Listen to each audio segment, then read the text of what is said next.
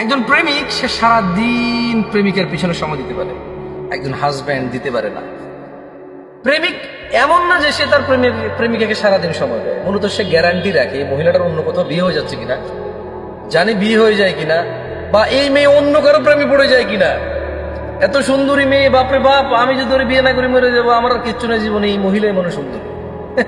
এরকম মনে করে সারাদিন ফোন দেয়, প্রেমিকা ধরে নেয়। আরে বাপরে বাপ, কি কেয়ার আমার, আমাকে জানু মানু বলে, কত কিছু বলে, আমার সারাদিন খেয়াল খুশি রাখে। হ্যাঁ, এই ছেলেই তো ছেলে, এই তো ফেরেশতা, আর কি ছেলে আছে?